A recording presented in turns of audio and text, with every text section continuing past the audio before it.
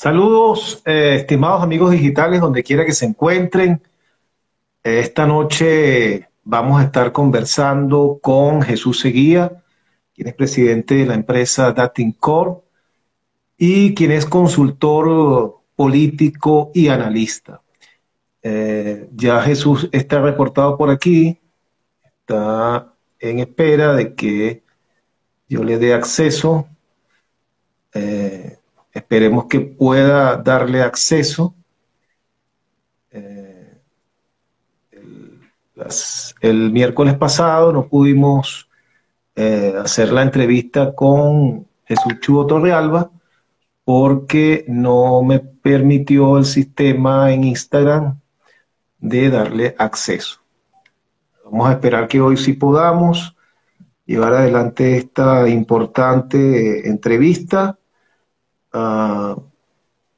Y estoy, bueno, tratando de que me dé acceso para Jesús aquí en la plataforma. Estuve consultando con expertos en redes sociales y me dicen, bueno, que a veces se presentan estos casos donde por diferentes razones el sistema no permite a una determinada cuenta de Instagram darle acceso para hacer el live. Eso nos ha sucedido en varias ocasiones y yo espero que hoy no nos vuelva a pasar. En todo caso, bueno, Jesús ya está por allí, estoy tratando de darle acceso, pero no lo...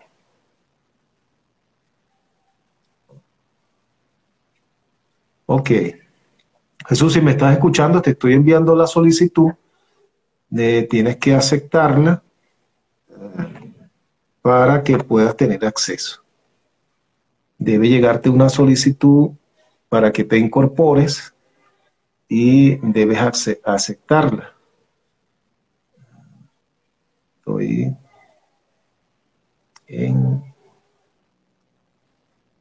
Estamos en este momento. Saludo por aquí también a Maribel de Grivas, que está por aquí. Vamos a mandarle un saludo.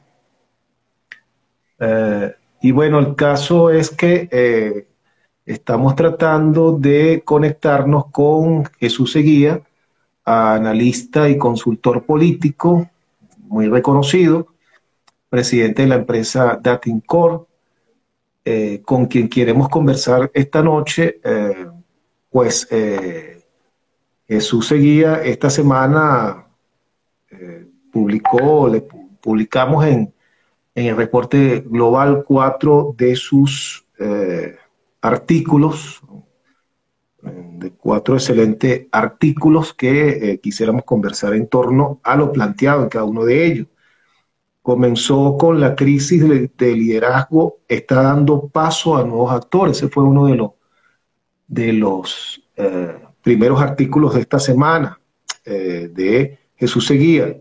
Luego le siguió otro artículo: esto terminará pronto en una mesa de negociación. Y allí nos desglosa el por qué piensa ello, pues, que vamos a terminar una mesa de negociación. Otro de los artículos de esta semana que publicamos en el reporte global de Jesús Seguía es el siguiente: las razones que obligan al chavismo y a la oposición a negociar. Igualmente en su artículo nos desglosa, nos permite ver cuál es su visión en torno a esta idea principal. Y hoy también publicamos un artículo de Jesús Seguía que está titulado como "Los venezolanos no esperan por los políticos para comer". Queríamos conversar esta noche de estos artículos, de esta visión que nos presenta Jesús en sus artículos sobre cómo está viendo el país, cómo está viendo la situación política nacional y lo que depara. Ya tenemos por aquí a Jesús. Buenas noches, ¿cómo estás, Jesús? Bien.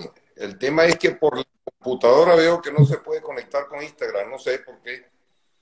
Y lo Bueno, esos son los misterios de esta tecnología que a veces nos arropa, Jesús. No a los muchachos, bueno, son una barbaridad Bueno, manejando este tipo de no cosas, soy pero nosotros a muchacho, veces ¿no? nos, Pero estoy nos tratando. arropa. Tú eres muchacho grande.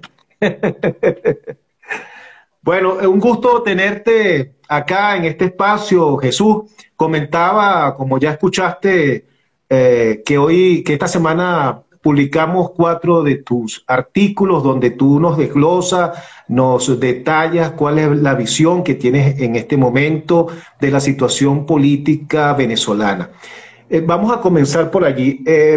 ¿En qué situación está ahorita la dinámica política nacional? ¿Cómo hemos comenzado este 2021 luego que venimos de un final del 2020 donde hubo por un lado un proceso electoral y una consulta y donde la mayoría de los venezolanos no participaron masivamente ni en uno ni en otro? ¿Cómo nos agarra el 2021? Bueno, yo creo que los agarra en mejores condiciones que el 2020, ¿no? Porque en 2020 todavía existían muchísimos venezolanos que creían que Donald Trump iba a enviar los marines y, y llegaron a un extremo después de entrar a Trump de una manera tal que ya era el segundo Simón Bolívar de Venezuela, era el salvador de la patria. Inventaron aquel cuento de que solo no podemos, entonces necesitamos que vengan los soldados de otras naciones a ayudarnos a sacar a Maduro y que vengan a matarse en Venezuela, a exponer sus vidas, mientras yo lo que hago es por las redes darle ánimo para que ustedes tengan éxito en su tarea. Y cuando ustedes terminen la tarea y logren sacar a Maduro con una cantidad de muertos de ustedes, entonces nos entregan el poder y nosotros empezaremos a gobernar. Esa es en resumidas cuentas la tragedia de algunos políticos que lo que están diciendo cuando dicen solo no podemos y como los demás no te van a ayudar, entonces renuncia, pues. Renuncia a la política y deja de hablar tanto y deja de hablar tantas tonterías y di, señores, no puedo más, fracasé, por mi lado no tengo nada que hacer, pues. Creo que eso es mucho más honesto que seguir insultando y agrediendo a todos los que estén hablando de otras opciones que por lo menos son más viables que estas, ¿no? Que estas que vienen propiciando algunos. Mira, yo tengo... Jesús, disculpa que te haga una observación. Fíjate, en el 2015 la oposición logró la unidad de propósito en torno a lo electoral. Y bueno, y se concretó en un éxito. Hubo un éxito concreto que fue ganar esas elecciones de manera apabullante. Se suponía que lo que seguía a ese 2015 era, bueno, participar igualmente en los procesos electorales venideros. ¿Por qué nos salimos de esa ruta, Jesús? Mira, yo no sé, yo me prometí no hacer tantos diagnósticos ya ni estar culpabilizando tanta gente. Yo creo que el país está cansado de los diagnósticos y de las culpabilizaciones. Ya el país lo que quiere es parar de sufrir. Me voy a permitir contigo hablar unos minutos sobre este tema y quiero que pasemos luego a qué es lo que vamos a hacer nosotros para salir. Uh -huh. En resumidas, de acuerdo. el tema es que durante 20 años han habido varios episodios en la dirección política opositora en Venezuela. Los primeros 7 años aproximadamente, fueron de confrontación violenta, insurrección popular y militar, es decir, el paro petrolero, las grandes manifestaciones que vimos en el país, especialmente en Caracas, vimos el golpe del 11 de abril, vimos, en fin, todos los escenarios de confrontación que ya conocemos. Y la oposición salió derrotada en ese escenario. Obviamente sale derrotada porque ese no es el campo de batalla de la oposición. Porque en 20 años de opositores propiciando la salida de la fuerza, nunca he visto a un solo líder de opositor con excepción de los casos aislados de Óscar Pérez y el capitán Caguaripano, no he visto uno solo que haya tomado un fusil y se haya ido a la calle, en los barrios, en las montañas, en donde sea, a armar a los suyos y ponerse a luchar contra el gobierno con las armas en la mano. Pero no con esa picardía latinoamericana, cobardona de hablar de la guerra y fanfarronear de la guerra, pero esperando que otros hagan la guerra por ellos. En todo caso, el terreno natural del chavismo siempre ha sido el de la confrontación, incluyendo la confrontación militar. Después del 11 de abril, el chavismo comenzó a reestructurar las Fuerzas Armadas de manera tal que las Fuerzas Armadas de hoy no son ni la sombra de lo que eran antes del 2002. Entonces, otras Fuerzas Armadas. Y encima de eso comenzaron a armar grupos paramilitares de ellos y a crear las milicias. O sea, ellos se prepararon para la confrontación militar. De hecho, Chávez era un militar y desde la oposición pretendieron competir con el chavismo en ese escenario que es donde ellos son fuertes y donde la oposición es débil. ¿Cuál es el escenario donde la oposición es más fuerte? Habida cuenta que no hay nadie que tenga el valor de irse a la guerra, por las razones que dije, el único escenario ha sido el escenario electoral. Ahora bien, el punto es que desde el 2007 en adelante, la oposición entendió que la ruta electoral era la correcta y fueron al referéndum por la reforma constitucional y la oposición lo ganó. Claro, más porque 3 millones de chavistas dejaron de votar, pero ganó. Luego vienen las elecciones de gobernaciones en el 2009 y la oposición obtuvo las más grandes alcaldías del país. La oposición entendió que era la correcta. Entonces, hay un eco allí, por favor, que no habla bien. Entonces, en el 2010 se hacen las elecciones parlamentarias y por primera vez la oposición iguala al chavismo de tú a tú en materia de votos.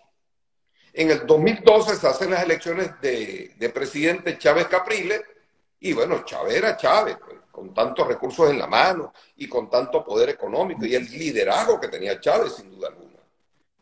Pero bueno, se hizo un buen papel, muere Chávez y en abril del 2013 convocan de nuevo elecciones Maduro versus Capriles y la oposición iguala al chavismo nuevamente y creo que ganó Capriles por un punto, pero tú no puedes ir a algún evento electoral con el chavismo por un punto de ventaja, porque te ganan a punta de padrón electoral, de organización electoral, de las trampas que hacen, de 40.000 triquiñuelas. La ventaja tiene que ser superior a los 5 puntos para que tú puedas tener una victoria con ellos. Por eso perdió Andrés Velázquez, por eso pierde Capriles. A partir de ese momento, a un sector de la oposición, encabezado por Leopoldo López, Antonio Ledesma y María Corina Machado, se les ocurre que era el momento de la guerra otra vez.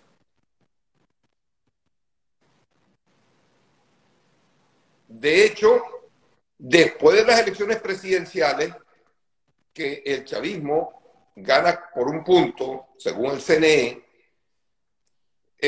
vinieron las elecciones municipales en noviembre, recordará. O en diciembre, perdón. En diciembre del 2013. Y el chavismo unificó después de la muerte de Chávez, ellos quedaron en un down terrible, por eso Maduro casi que pierde las elecciones. Y resulta pues que el chavismo se recupera y logran arrasar en las elecciones municipales. O sea, el chavismo se fortalece en diciembre del 2013. Y a Leopoldo López se le ocurre que es la hora de la guerra y de tumbar al chavismo porque no eran legítimos. Pero vienen de ganar legítimamente la mayor parte de las alcaldías del país. Lo cual significa que lo que tienen no es la legitimidad o la ilegitimidad, sino que simplemente les encanta irse a la calle en forma irresponsable, tomar protagonismo y el en vez de ser hecho preso en las calles combatiendo, junto con los demás, se entregó, creyendo que en 30 días iba a salir. Y tardó más de 7 años preso, 6 años preso, hasta que se escapa. Entonces, el tema es que desde el 2014 hasta el día de hoy, esa tesis del Maduro vete ya, impuesta por Leopoldo López, la asumió toda la oposición en forma disciplinada. Es decir, ya Leopoldo le impuso, porque es que todos los demás partidos no estaban de acuerdo con esa salida, pero la aceptaron. En salvaguarda de la unidad. ¿En cuál unidad? Si nadie ha respetado la unidad, todo el mundo ha violado la unidad como le da la gana. Todo el mundo se madruga como le da la gana allí. Leopoldo López se lanzó a la calle sin consultarlo con la mesa de la unidad. Fue una decisión propia, junto con Leopoldo, con Antonio Ledesma y María Corina. O sea, me apoyen o no me apoyen, vamos para la calle. Ok, está bien. Fracasan rotundamente y se produce el primer éxodo de venezolanos ya frustrado y decepcionado por aquella derrota. En el 2015 se impone la lucidez y logran convencer a Leopoldo López y María Corina que había que participar, que la salida de la insurrección no era posible. Y van de la manera más perfecta a esas elecciones, con un gran padrón electoral, buenos defensores del voto, pero eso sí, fueron con el mismo CNE encabezado por Tiriza y Lucena, ¿no? Donde el gobierno era mayoría y donde hicieron todas las triquiñuelas posibles para que la oposición saliera afectada. Pero la oposición fue unida, hicieron elecciones primarias para escoger muchos candidatos a diputados, tuvieron una campaña electoral impecable, una campaña paraguas donde era una elección plebiscitaria prácticamente, y a duras penas logran imponerse ante el CNE, que no quería que hubiese una tarjeta única, y ellos lograron ponerla. Entonces después el CNE montó un clon de la tarjeta de la oposición al lado, para que la gente se confundiera y perdieran votos. Y encima de eso ilegalizaron a Copey para que no participara. Todo eso ocurrió. Y nosotros predijimos que la oposición iba a obtener en esas elecciones 112 diputados. Mira, quienes nos están escuchando tienen que entender que esto que estoy contando es clave para comprender lo que está ocurriendo ahora. Pues bien, yo le dije a dirigentes de la oposición, le advertimos a través de las investigaciones que hizo Datincoro, que la oposición iba a obtener 112 diputados. Un alto dirigente de la oposición me decía, no, nosotros vamos a sacar de 100, 105. Digo, no, querido amigo. Se van a obtener 112 diputados. Y cuidado con la lectura que se le dé, porque 1 millón de chavistas, de acuerdo a las investigaciones, están votando por los candidatos de oposición, incluyendo por ti. Y de acuerdo a la lectura que le den esa victoria, va a depender lo que pase de allí en adelante. ¿Y cuál es la lectura que tú le das? Me preguntaron. Y dije, no, sencillo.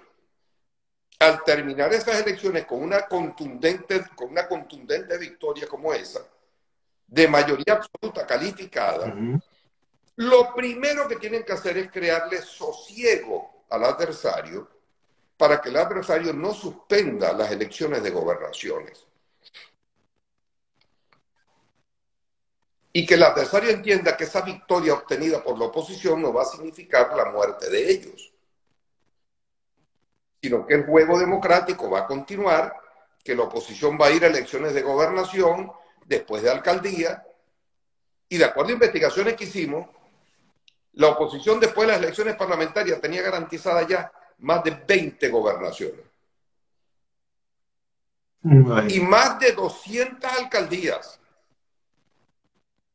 ¿Tú te imaginas el poder que eso significa? La Asamblea Nacional es nada comparado con el poder que le iban a dar a la oposición, 20 gobernaciones y 200 alcaldías. Era una especie de cerco al poder Bueno, eso es comerse el ejecutivo. elefante en rodajas y después de esas elecciones municipales lo que venían eran las elecciones presidenciales del 2018. ¿Quién le iba a ganar a la oposición ni quisiera las trampas que le hubiese dado la gana? Con 20 gobernaciones y 200 alcaldías. No, pero la respuesta que me dieron, no, primero hay que salir de Maduro para poder entonces ir a otro tipo de elecciones. Digo, mire, no van a salir de Maduro. Exacto. No van a salir de Maduro.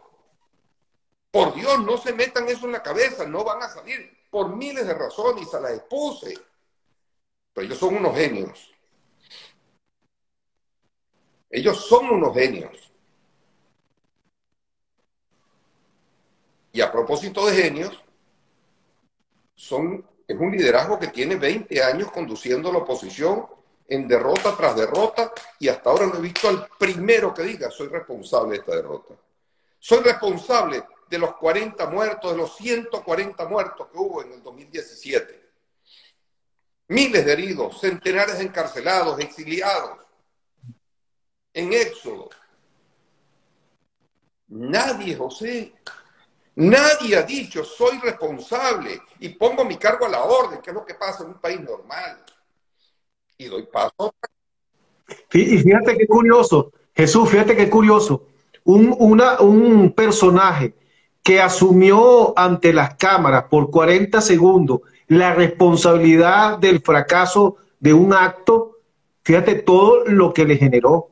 Y aquí ningún político, como tú bien dices, es capaz de enfrentarse al pueblo y decirle, mira, nos equivocamos y vamos a rectificar. Es que ese es el tema, José, que yo creo que falta mucha madurez política.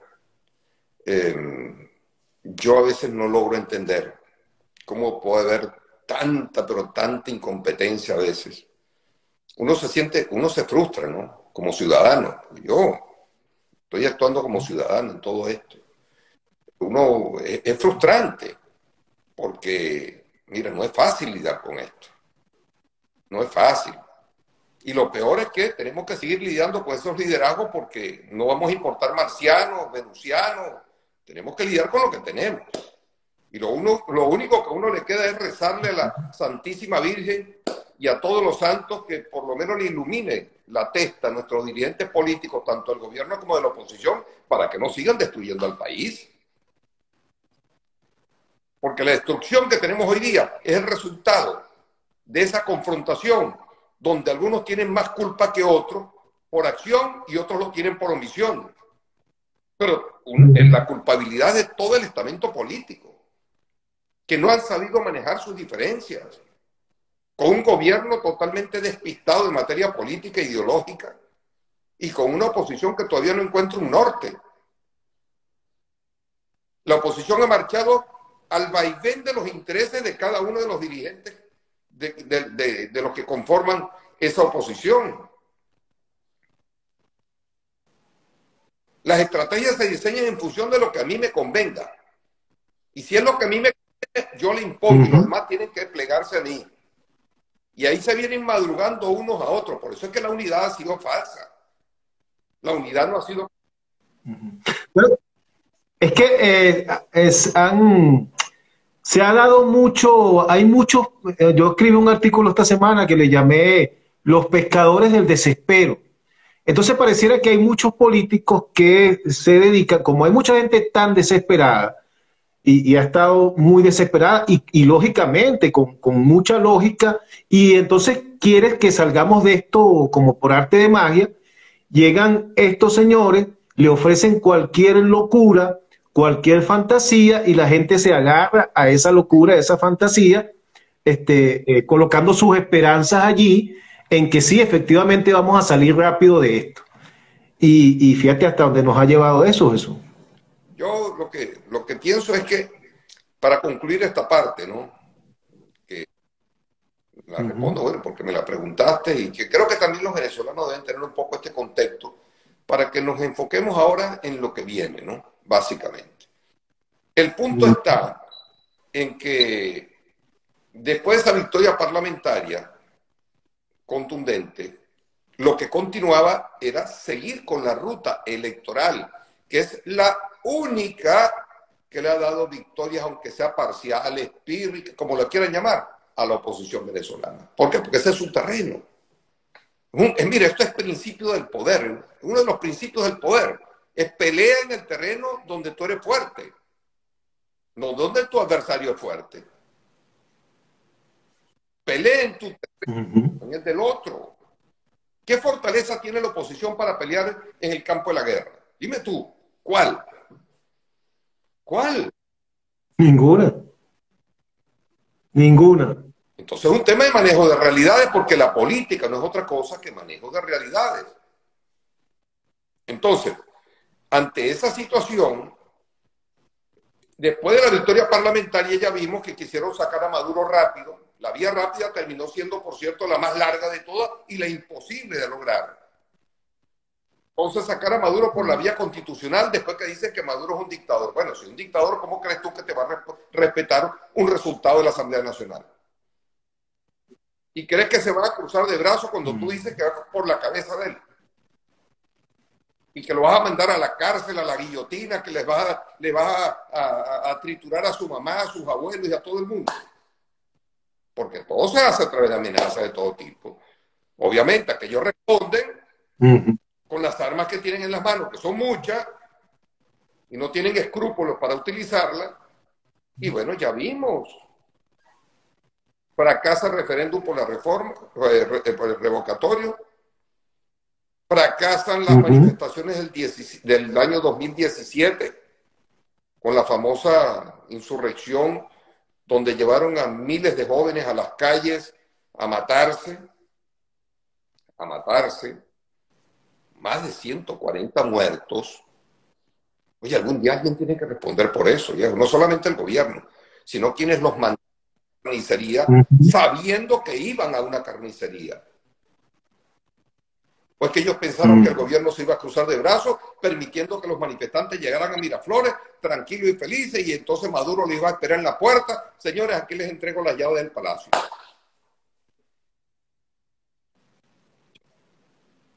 Mira, por cierto, Jesús, un personaje político de estos que estuvo en esa situación me dijo en mi cara que, mira, chicos, eso fue un sacrificio que tuvimos que hacer para que el mundo nos viera.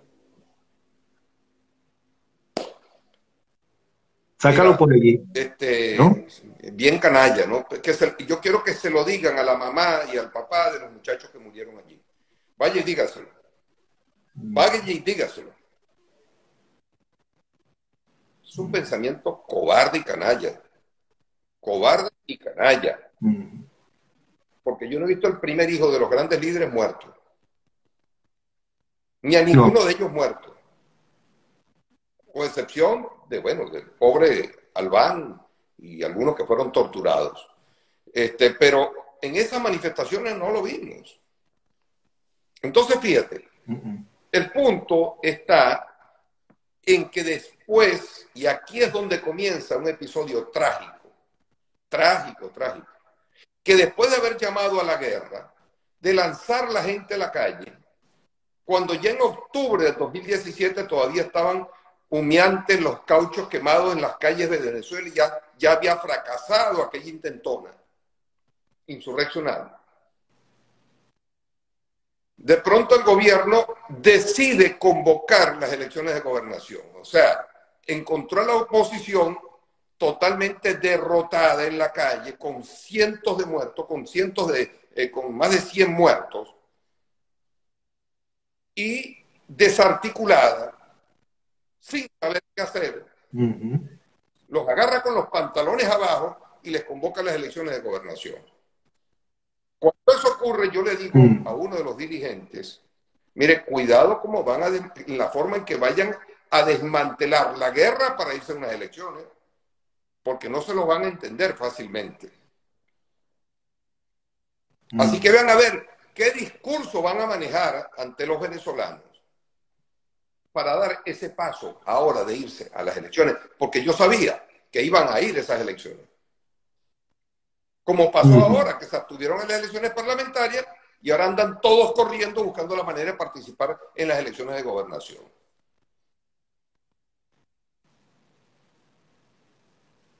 Bueno, chicos, no lo supieron explicar. Lo único que le dijeron a los venezolanos fue: señores, paren la guerra, paremos la guerra, porque ahora vamos a elección de gobernaciones. Yo no sé si en estos medios se permite un poco esa frase coloquial venezolana, pero lo menos fue, Sí, se permite. ¿cómo es la vaina? Sí, se permite, con toda confianza. ¿Cómo es la vaina? Después que nos mandas a matar, me pide que vayamos a votar,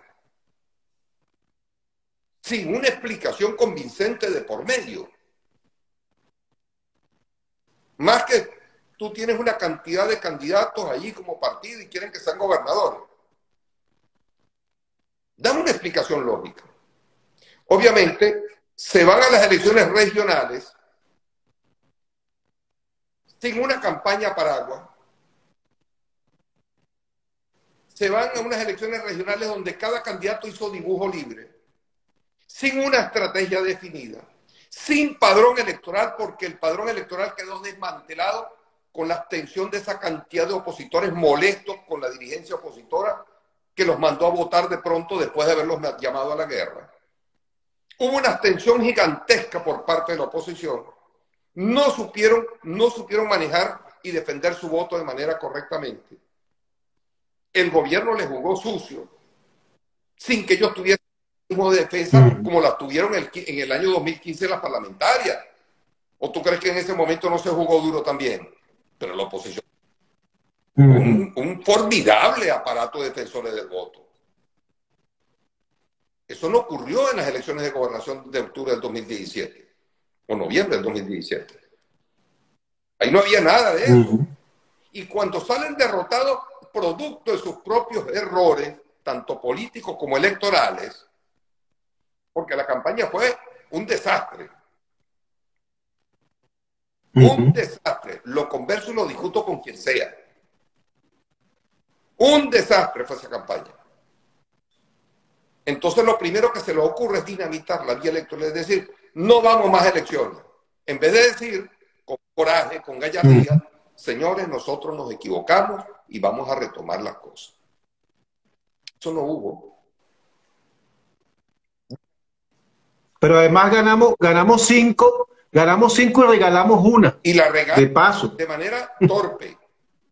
Que además, eso es una demostración más de que el CNE es tramposo hasta cierto punto. Porque ¿cómo te explicas tú que ese CNE en el 2015, ese mismo CNE parecido al que tienes ahorita, en el 2015 reconoció los 112 diputados que obtuvo la oposición? Ni uno menos. Es más, reconoció la victoria opositora como para que hubiese un referéndum revocatorio sin necesidad de recolección de firmas. Que a eso era lo que le tenía el chavismo. El chavismo y el gobierno tuvieron que apelar al TSJ para anular 3 parlamentarios de Amazonas, pero no fue el CNE. Maduro le pudo haber dicho a Tibisay Lucena, porque él es el primero que se entera de los resultados electorales, ¿no? Y le pudo haber dicho a Tibisay: mira, Tibisay, no nos conviene que estén 112 diputados, hay que bajarlos a 109, quítale 3. ¿Por qué no lo hicieron? ¿Por qué Maduro? Si bien te puse a explicar esto con toda la intención, porque tú lo explicas de manera magistral, y creo que es muy importante, sobre todo para los más jóvenes, que escuchen estas verdades, estas realidades, para que entiendan por qué estamos en la situación que estamos hoy. Pero como ya han transcurrido bastante tiempo del espacio, quiero aprovechar una pregunta que nos hace por aquí Cardoso JB, y fíjate lo que dice: ¿y qué podemos esperar para este 2021 que sea algo esperanzador? Entonces vamos a entrar ya en lo actual. Jesús, ¿te parece? Ajá, chévere. En el 2020, ahorita, en diciembre del 2020, murió la tesis del Maduro vete ya, la tesis insurreccional, la tesis de los marines. Trump engañó a los venezolanos, se burló de los venezolanos, como ha hecho con mucha gente además, porque es un inescrupuloso. Y los entonces ya la tesis de Leopoldo López y Juan Guaidó murió. Ya no hay manera de sostenerla. Y hoy salen unas declaraciones de James Story, el embajador de los Estados Unidos a Venezuela, donde él dice: la solución a la crisis venezolana será por la vía pacífica, negociada y electoral.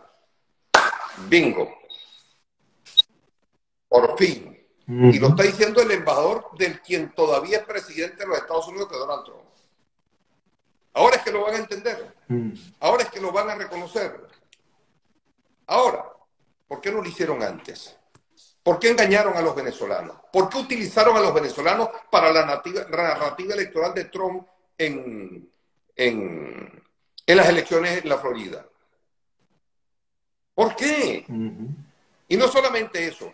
Lo más grave es que el embajador Story está diciendo que aquella teoría no era correcta, por tanto, la abstención en el 2018 en las presidenciales fue una locura y había que participar. Y que las negociaciones y las sanciones tenían que haberse utilizado en función de lograr concesiones para una vía pacífica y electoral, que ahí sí hubiese posibilidades de entendimiento con el chavismo. Porque el chavismo aceptó un nuevo CNE en Dominicana y en Barbados también lo aceptó. Y hoy creo que están en disposición de aceptar un nuevo CNE. Y paso directamente a lo que viene de aquí en adelante. ¿Ok? A todos los venezolanos que nos están escuchando. Te digo una cosa, aquí no se trata de lo que a mí me guste, de lo que yo quisiera. Yo quisiera que hubiese un castigo ejemplar para todos esos que han cometido grandes errores y han cometido grandes, digamos, han tomado decisiones horrendas en el país. Mi madre murió por falta de medicina, viejo. Y 30 días después muere mi hermana Diana por falta de medicina ante una enfermedad que también le dio. Dos en mi familia. Yo pudiera estar lleno de odio contra este gobierno. De mucho odio contra este gobierno. Pero yo decidí en mi vida no cultivar el odio. Eso son emociones destructivas y autodestructivas. Y yo quiero pensar en perspectiva, en adelante y en los que todavía están vivos. Y lo que tenemos que hacer todos los venezolanos de aquí en adelante. Y yo creo que este es el momento en que ya debemos desechar las fantasías, comenzar a manejar realidades y saber que la crisis venezolana se va a resolver única y exclusivamente por la vía de una negociación, no con los que uno quiere negociar, sino con los que están allí. Como muy bien lo dijo Elliot Abrams en una conferencia que dio en Washington, que yo lo escuché, cuando le respondió, por cierto, creo que al propio Diego Arria. Y Elliot Abrams dijo: aquí no se puede, aquí primero esto va a terminar en negociaciones. Hoy lo ratifica James Story. Punto. Y además dijo: y vamos a negociar con los que están allí, no con el que uno quiera. Nos gusta o no nos gusta, el que está allí es Nicolás Maduro. Entonces, si eso es así, pues no queda más que hacer lo necesario para negociar, no para impedir una negociación. ¿Qué puede impedir una negociación?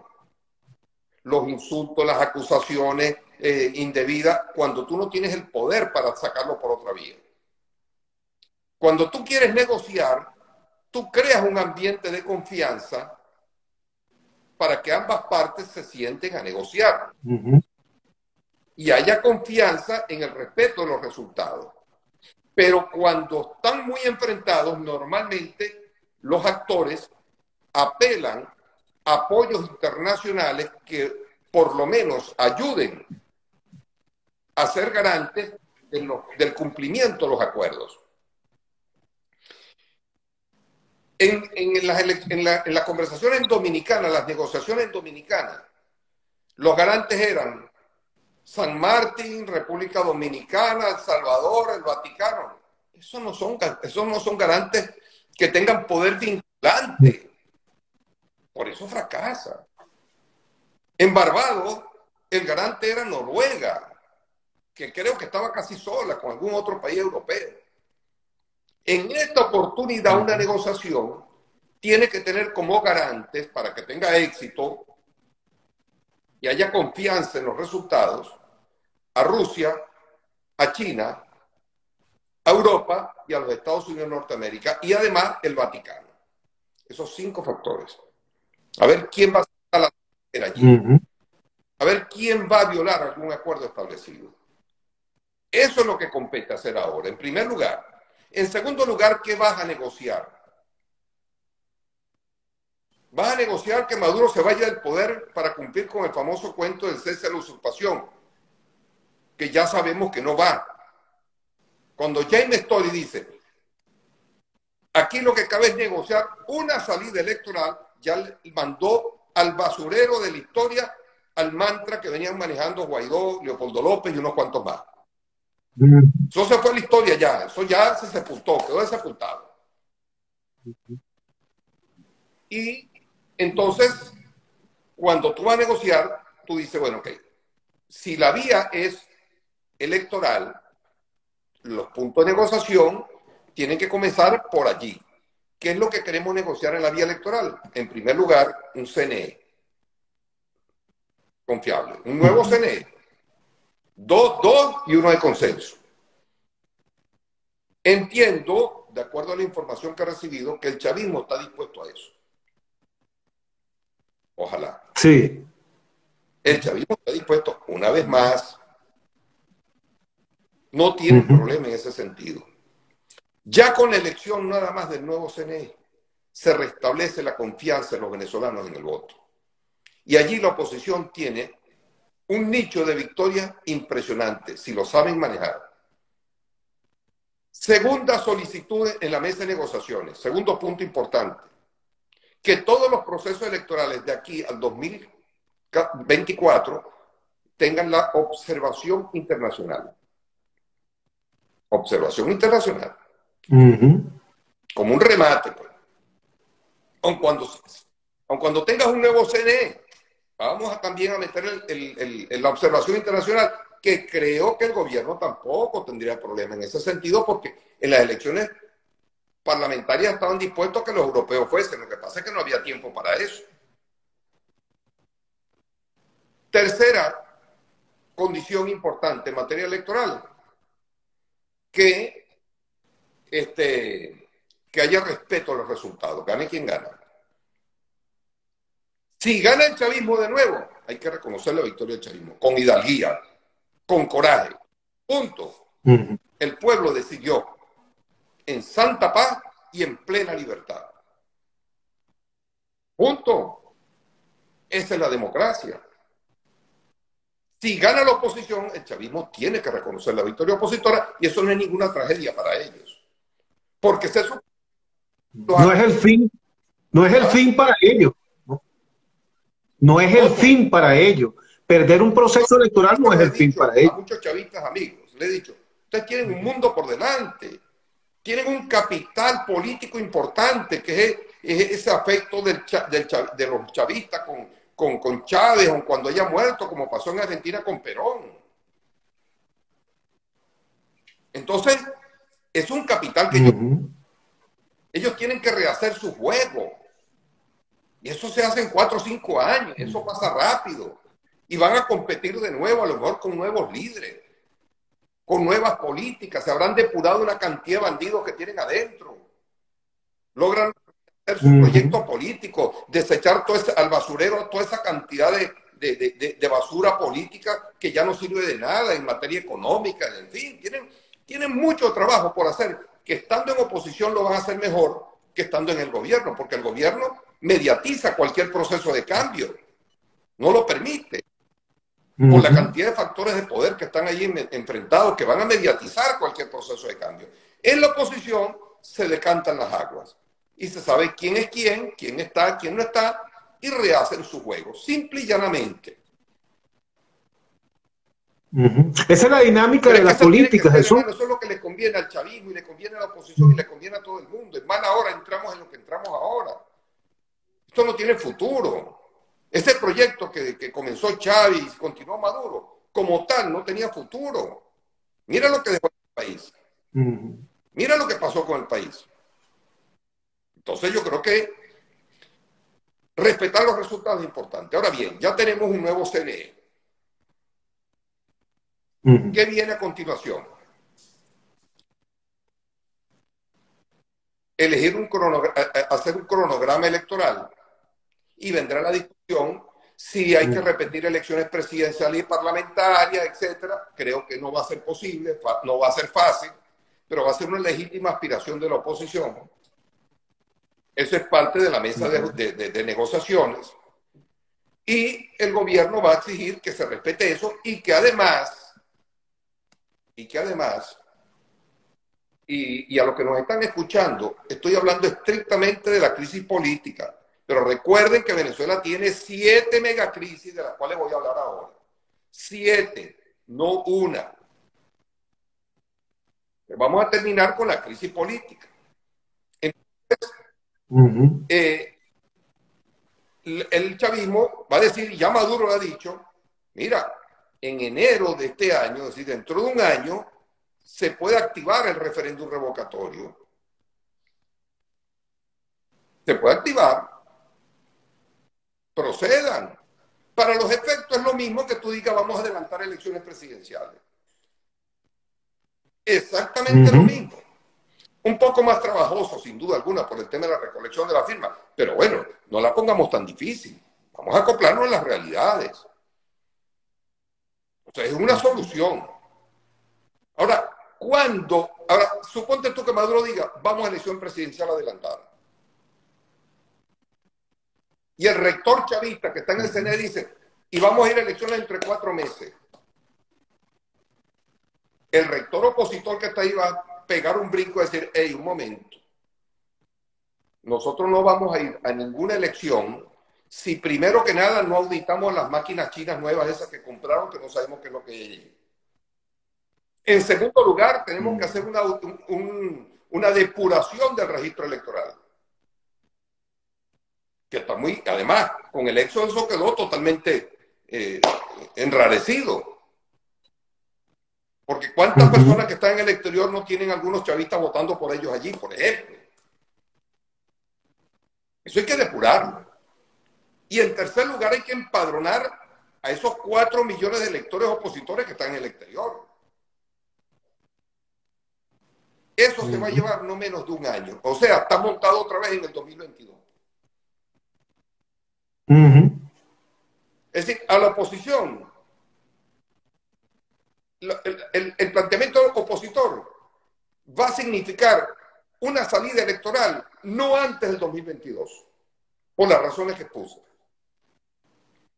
Entonces, la pregunta que uno se hace es, ¿y qué va a pasar de aquí a allá? Los venezolanos pueden esperar. Hay demasiada hambre en el país. Venezuela tiene, además de la crisis política, que ya le encontramos una respuesta por la vía de negociación y una vía electoral, un cronograma.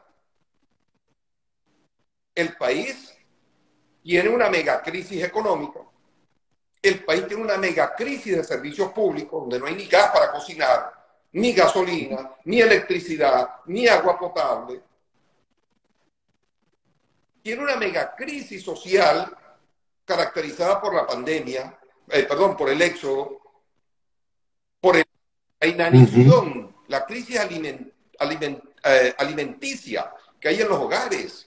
La desnutrición es brutal en los hogares venezolanos. La inseguridad sigue siendo un problema gravísimo en el país. para no hablar de la educación. Pero además, una megacrisis ética, donde los niveles de corrupción en Venezuela alcanzaron niveles abrumadores. Esto no es que los altos niveles están corruptos, no. Aquí hay niveles de corrupción en todos los niveles de la sociedad venezolana, incluyendo en la empresa privada. Generalizada. Es un tema país, no es un tema del gobierno, como es un tema país. Y hay que enfrentarlo como tal, que afecta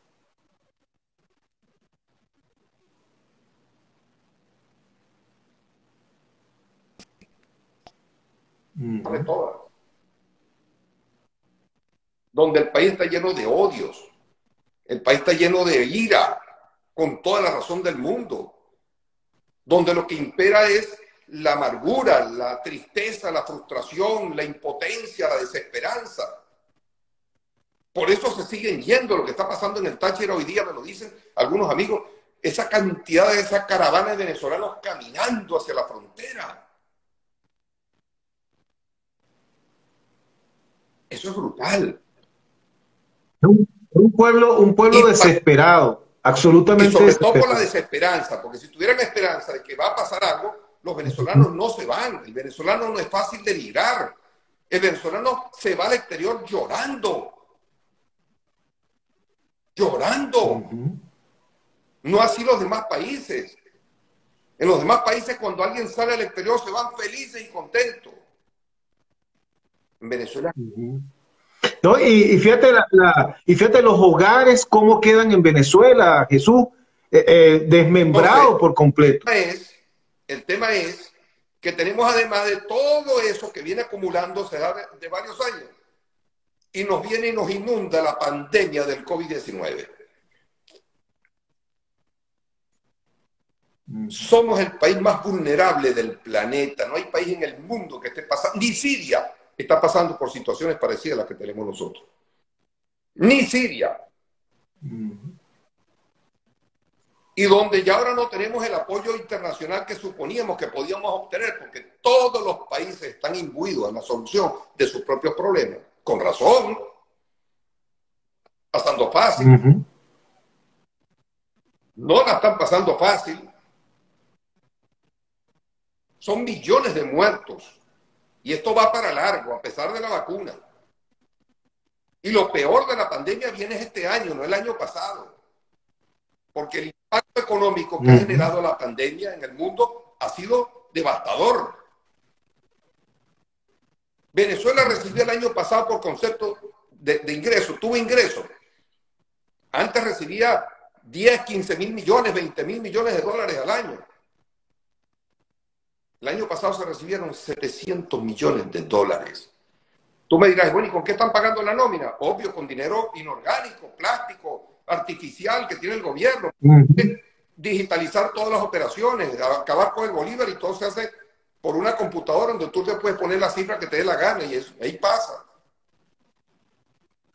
Por eso es utópico hablar de la dolarización del salario, sobre todo a nivel de empleados públicos. Eso es imposible en este momento. Bueno, en todo caso, lo que quiero significar es que la tragedia venezolana es mucho más allá de la tragedia del poder, la tragedia de los políticos.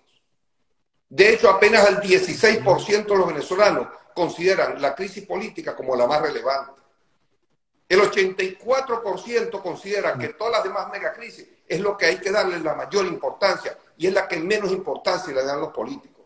Por eso es que creo que a partir de ahora tenemos que operar en dos direcciones paralelas, simultáneas, que son, por un lado, resolver la crisis política a través de negociaciones y elecciones, que va a llevar su tiempo, y mientras eso se resuelve, por otro lado, tenemos que comenzar a activar y reconstruir económicamente al país, entregándole al sector privado y a los inversionistas privados el rol fundamental de la reconstrucción del país.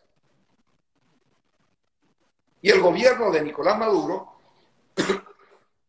creo que ya tiene claro que el modelo chino es lo que se aplica en el caso venezolano.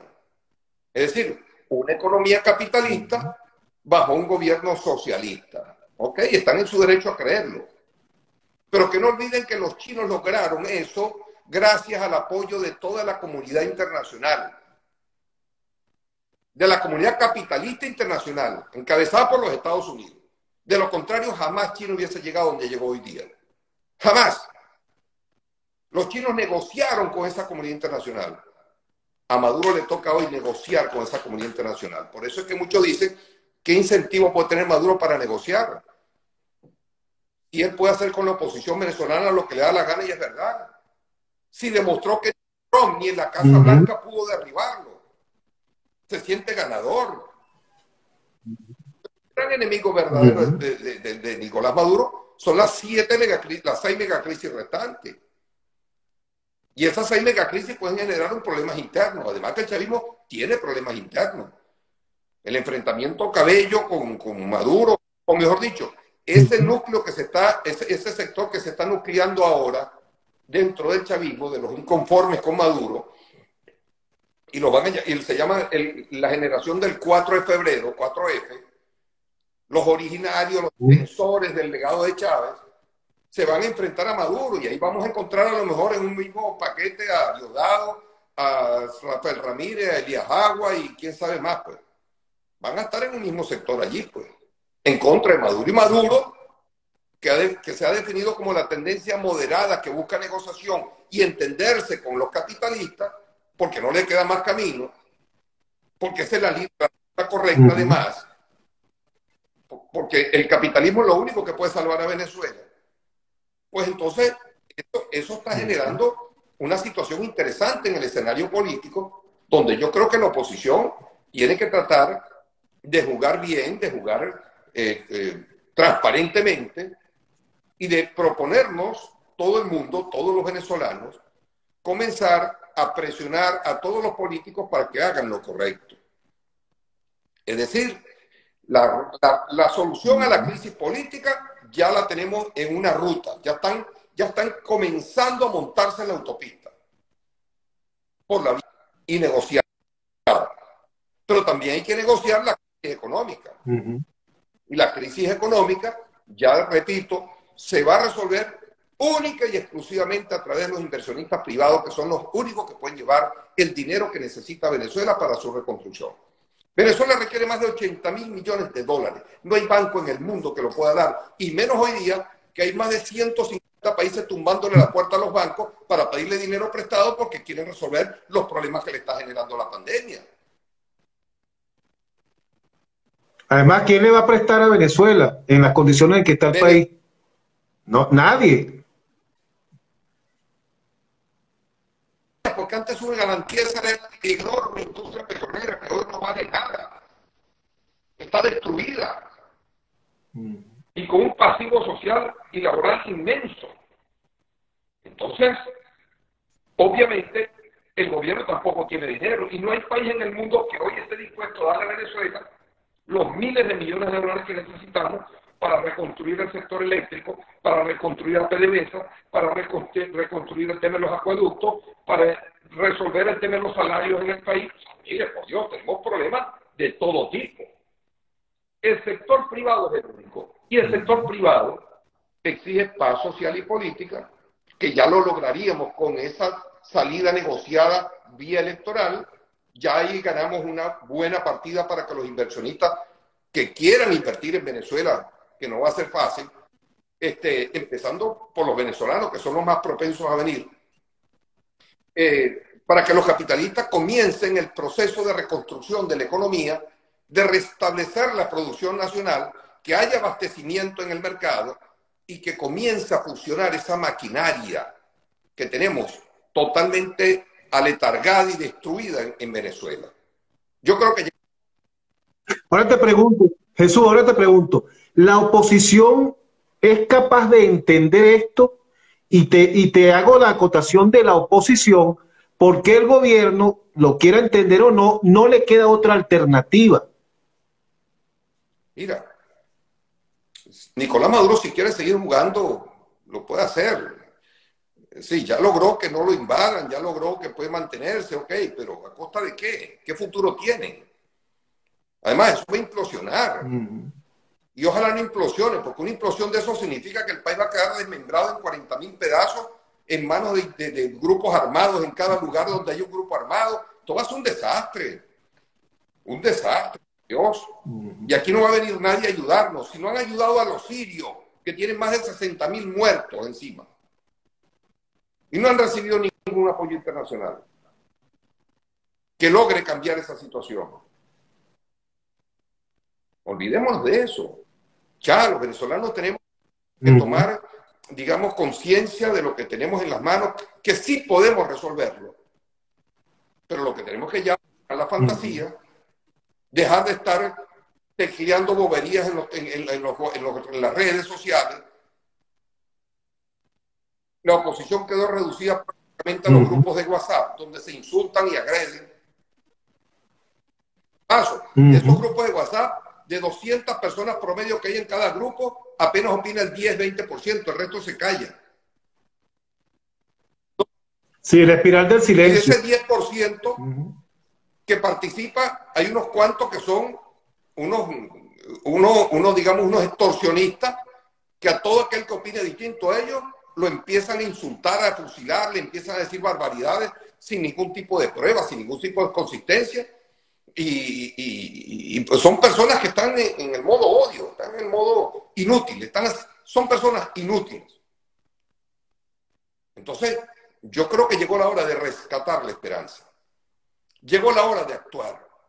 Llegó la hora de que esa mayoría, esa nueva mayoría que tenemos en el país, que no es ni chavista ni opositora, pero también chavista y opositora, esa nueva mayoría se imponga ante el testamento político que no ha sido capaz de ponerse a la altura de las circunstancias. Entonces, esa nueva mayoría formada por las iglesias, los empresarios, los trabajadores, los docentes, los estudiantes, toda Venezuela en este momento ya tiene que empezar a activarse para empezar a reconstruir el país y hacer todo lo necesario para que se solucionen los problemas en santa paz y poniéndonos de acuerdo todos. Poniéndonos de acuerdo. Estamos en cero, tenemos que comenzar de cero. Estamos en cero, Jesús. No, chico, no. Yo creo que está al contrario. Bueno, estamos en cero. Estamos en cero en términos relativos. Estamos en cero porque ya todo lo malo que teníamos quedó al desnudo. O sea, hubo como un reseteo. Prácticamente. Al país en base a lo que tenemos y mira qué es lo que tenemos. En Venezuela, mira, cosas de esta crisis, ¿no? En Venezuela era un mito para los políticos aumentar los precios de la gasolina. El gobierno de Maduro, no porque quisieran, sino porque las circunstancias y sus propios errores y su propio desastre los llevaron a eso. Llevaron al país al punto en que, mira, véndame la gasolina como ustedes quieran, al precio que quieran, pero póngamela en las estaciones de servicio.